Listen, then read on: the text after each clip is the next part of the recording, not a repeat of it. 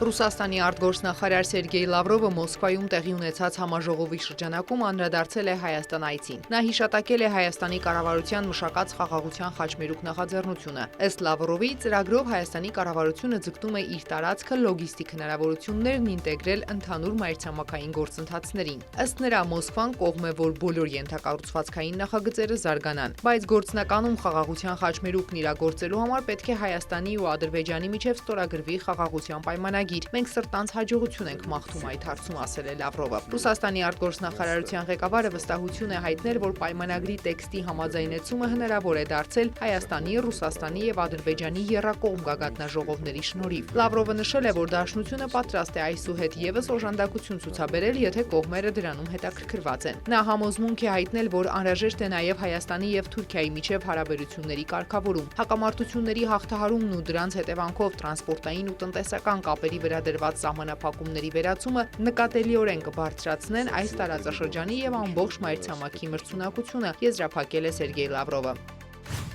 Լրատվամիջոցները գրում են, որ Հռոմում Միացյալ Նահանգների եւ Իրանի միջև բանակցությունների 5-րդ փուլն ավարտվել է առանց համաձայնության հասնելու, սակայն կողմերը որոշել են շարունակել բանակցությունները։ Բանակցությունների 5-րդ փուլից հետո Իրանի արտգործնախարար Աբբաս Արաղչին հայտարարել էր, որ իրանական կողմն ակնկալում է լուծել տարաձայնություններ առաջացնող հարցերը ամերիկացի ներկայացուցիչների հետ 1 կամ 2 հանդիպման ընթացքում։ Արաղչին ընդգծել է, որ Հռոմում կայացած հանդիպումից հետո Վաշինգտոնը սկսել է շատ ավելի լավ հասկանալ Թեհրանի դիրքորոշումը միջուկային ծրագրի վերաբերյալ։ Դիվանագետը 5-րդ հանդիպումը որակել է ամենապրոֆեսիոնալներից մեկը։ Օմանի արտգործնախարարն էլ իր էջում գրել է, որ բանակցությունների 5-րդ փուլը վերջնական առաջընթացով չի ավարտվել։ Նա հույս է հայտնել, որ առաջիկա օրերին հնարավոր կլինի որոշակիացնել մնացած հարցերը, ինչը թույլ կտա առաջ շարժվել դեպի ընդհանուր նպատակ՝ հասնելու կայուն ու արժանապատիվ համաձայնության։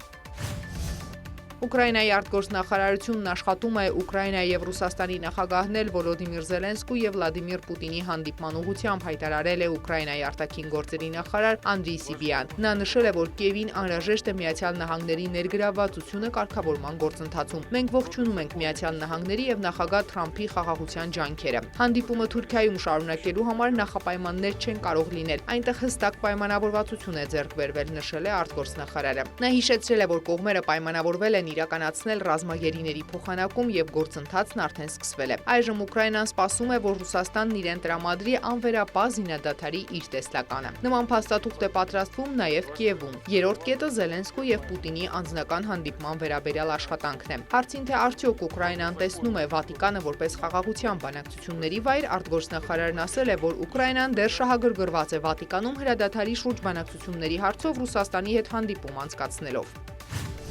Գերմանիայի կանցլեր Ֆրիդրիխ Մերցը հեռախոսազրույց է ունեցել Չինաստանի նախագահ Սի Ցզինպինի հետ։ Գերմանիայի կառավարությունից նշել են, որ զրույցի ընթացքում կանցլերը կոչ է արել Չինաստանի նախագահին աջակցել Ուկրաինայում հրադադարի արագ հաստատման ուղղված ջանքերին։ Չինաստանի արտգործնախարարության տարածած հայտարարության մեջ նշվում է, որ կողմերը կարծիքներ են փոխանակել ուկրաինական ճգնաժամի շուրջ։ Նախորդին Ֆրանսիայի նախագահ Էմանուել Մակրոնը Չինաստանի նախագահի հետ զրույցից հետո հայտարարել էր, որ Փարիզը եւ Պեկինը հավատարիմ են Ուկրաինայում կայուն խաղաղություն հաստատելու ջանքերին։ Ավելի վաղ Չինաստանի արտգործնախարարությունը հայտարարել էր, որ Պեկինի դիրքորոշումն Ուկրաինայում տիրող իրավիճակի վերաբերյալ հետևողական է, պարզ ու թափանցիկ։ Նախարար Վանին կոչ էր արել միջազգային համաժողով կազմակերպել բոլոր կողմերի հավասար մասնակցությամբ եւ խաղաղության բոլոր առաջարկների արդար քննարկմամբ։ Դամասկոսը ողջունել է Միացյալ Նահանգների որոշումը չեղարկել Սիրիայի դեմ սահմանված պատժամիջոցների մի մասը։ Մենք ողջունում ենք Սիրիայի եւ նրա ժողովրդի դեմ երկար տարիներ գործող պատժամիջոցները չեղարկելու ԱՄՆ կառավարության որոշումը։ Պատժամիջոցների վերացումը դրական քայլ է երկրում մարդասիրական եւ տնտեսական խնդիրները մեղմելու համար, ընդգծել են Սիրիայի արտգործնախարարությունից։ Ավելի վաղ հայտնի էր դարձել, որ ԱՄՆ պետքարտուղար Մարկո Ռուբիոն փաստաթուղթ է ստորագրել 2019 թվականին Սիրիայի դեմ սահմանված պատժամիջոցների փաթեթը 180 օրով չեղարկելու մասին։ Մերի Ներսիսյան, լուրեր։